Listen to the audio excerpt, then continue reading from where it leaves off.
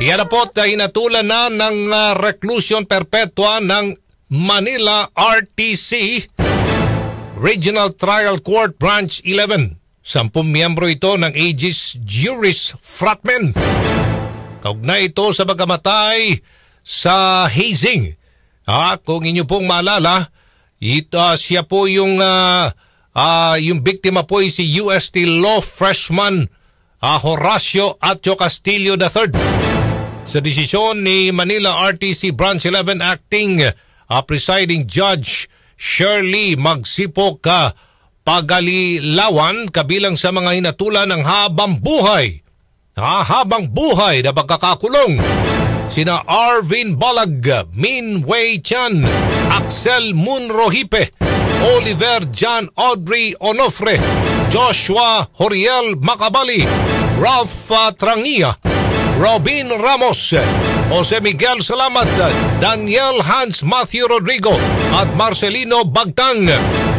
Ang mga akusado ay napatunayang guilty sa paglabag sa anti-hazing law sa pagkakapatay kay Horacio Atio Castillo III. September 17 nang namatay sa hazing si Castillo. Nagsilbi namang testigo si kaso ang isa sa mga Aegis member na si Anthony Ventura, kung saan siya ay napatunayang list guilty. Aljo Bentijo sa DCXL News. Follow up tayo niyan, bayan, dahil meron ding grade 11 student sa Nueva Ecija naman patay din sa hinihinalang hazing. Patay ang 18 anyos na lalaking estudyante sa HN Nueva Ecija dahil po sa insidente na naman ng hazing.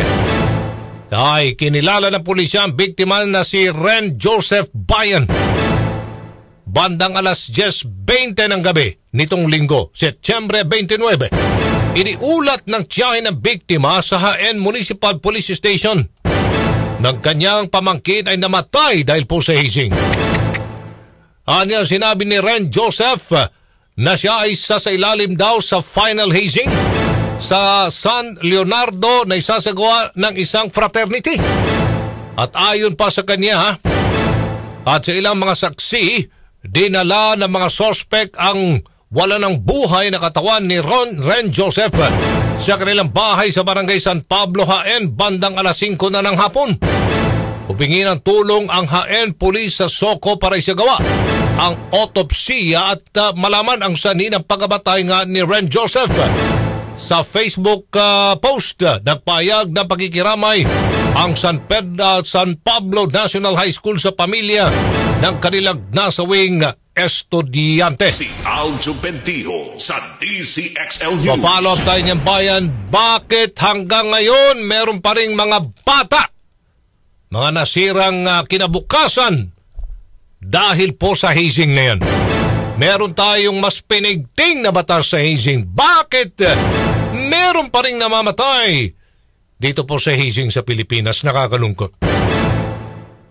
Sige, mamaya po follow up natin itong kaso po ni Ren Joseph Bayan at kukuha tayo ng pinakauling update dito po sa 10 miyembro ng Aegis Juris nito na hinatulang guilty dahil po sa pagkakasawi ni Atio Castillo Samputo, freshman law student ng UST, namatay po dahil sa labis na pagkakabugbog sa katawan nitong hazing na isinagawa ng fraternity noong 2017.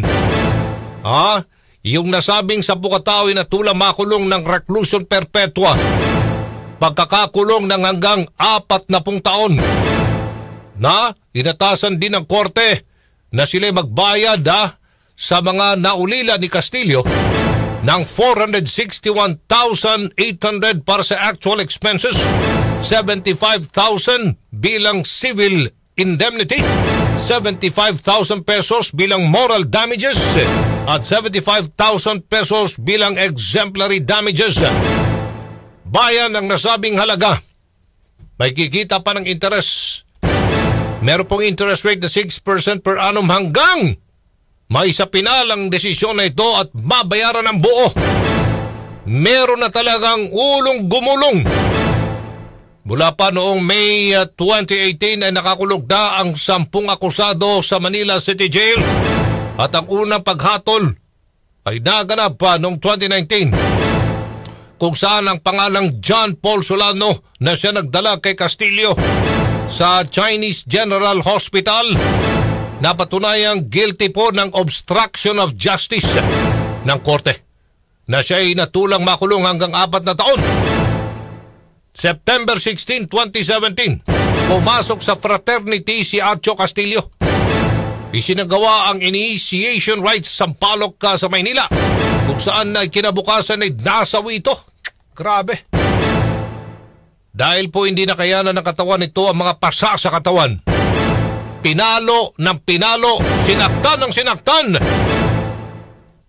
Ang sanay naging abogado ng si Acho Castillo.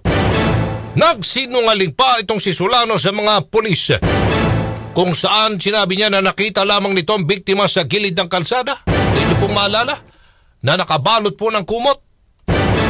At nagdagsawa pa ng pagdinig sa Senado ukol sa insidenteng yan, kung saan pinatawag ang ilang mga miyembro ng fraternity, aegis juris, pati na po ang dean ng UST Law na si Nilo Divina.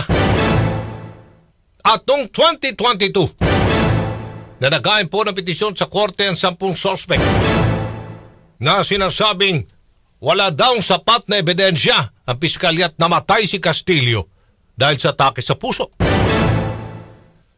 Yan po ay yung petisyong yung binasura ng korte, di ba? Kakulangan po ng merito.